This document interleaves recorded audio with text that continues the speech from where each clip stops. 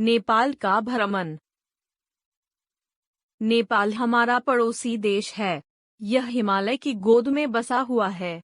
नेपाल सुरम्य घाटियों का देश है। इसकी जनसंख्या 1 करोड़ से अधिक की है। नेपाल की राजधानी है काठमांडू। काठमांडू का नाम सुनते ही जो रूप उभरता है सपनों को सहेजकर बसाए ऐसे शहर का, जहां मंदिरों में बजने वाली घंटियों तथा शंख ध्वनि के स्वर गूंजते रहते हैं।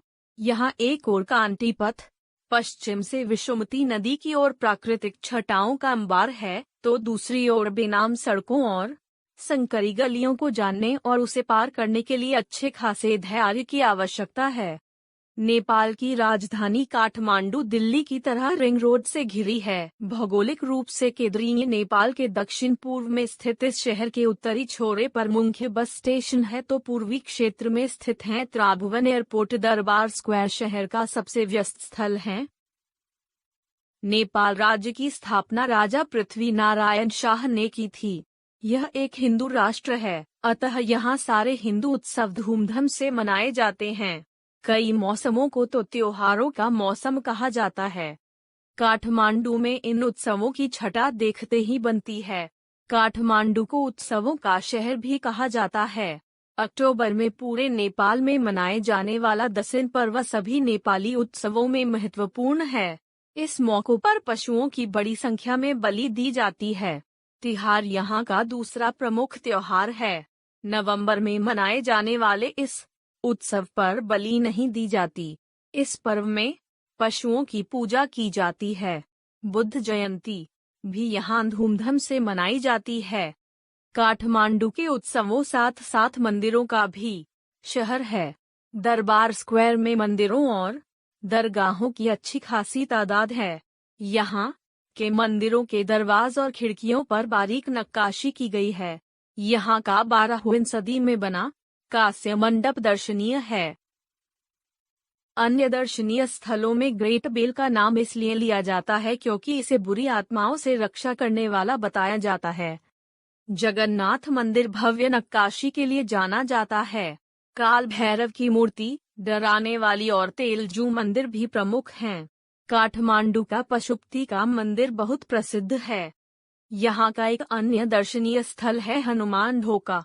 यह राजा महल्लिक छवि काल में बनाया गया था, लेकिन इसमें अधिकतर हिस्से राजा प्रताप द्वारा 17वीं सदी में बनाए गए। इसमें प्रवेश द्वार पर हनुमान की विशाल प्रतिमा के स्तंभ हैं। एक स्तंभ पर शिव, दूसरे पर पार्वती और एक अन्य पर भयानक तांत्रिक की रूपरेखा है। राजमहल के अहाते में नासाल चौक है। यहाँ कभी राज्याभिषेक हुआ करता था।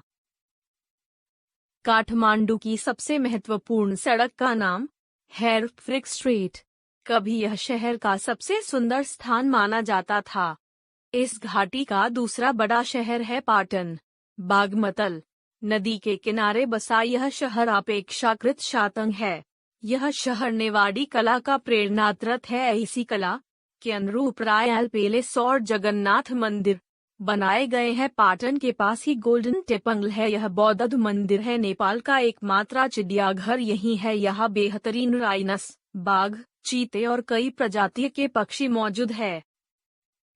काठमांडू भ्रमण करने के लिए अक्टूबर-नवंबर का महीना सर्वश्रेष्ठ है। इस मौसम में यहाँ मानसून का प्रभाव स्पष्ट दिखाई देता है। चारों ओर हरियाली और दूर दूर से आती फूलों की खुशबू की बहार है। यहाँ के निवासी गोरखे और शेरपा हैं। गोरखों का कद मझोला होता है। उनकी नाक कुछ चपटी होती है। वे हृष्ट-पुष्ट होते हैं। शेरपा भी हट्टे-कट्टे और परिश्रमी होते हैं।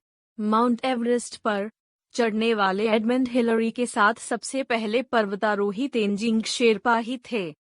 नेपाल के तराई इलाकों में धान, जूट और गन्ने की खेती होती है। नदियों की घाटी में गेहूं, मक्का और अफीम की खेती होती है। नेपाल में कोयला, तांबा, गंधक, सीसा और लोहा जैसे खनिज पदार्थ भी मिलते हैं। भारत और नेपाल के मध्य में त्रिभुवन संबंध है। दोनों के बीच काफी व्यापार होते हैं। त्रिभुवन राजमार्ग का निर्माण भारत सरकार के भरपूर सहयोग से ही किया गया है। नेपाल के विकास में भारत भरपूर सहयोग दे रहा है।